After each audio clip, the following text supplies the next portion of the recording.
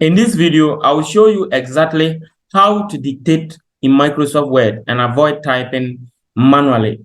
For some of you, those of you who don't know this particular procedure, you may always type manually when you are trying to type something in Microsoft Word, and it is a waste of time because technology is far advancing and there are ways to now dictate directly instead of typing. So how do you do that?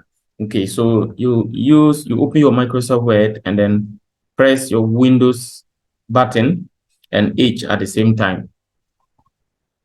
Hello, this is David Asana, and in this video, I'll show you how to dictate using Microsoft Word instead of writing manually. So you open your Microsoft Word and you press the shortcut key Windows plus H at the same time, and then the dictation symbol will come onto the screen, or you see the microphone app symbol, and so you start dictating and it will record everything that you say. That is exactly how to do it.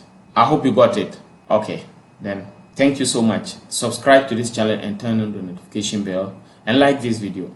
If you have any problem accessing it or doing it, I did another video earlier on, and that one you use Microsoft 365, and if this one is not working, that one will work. You can check the link above and go to that video. Yeah, bye bye.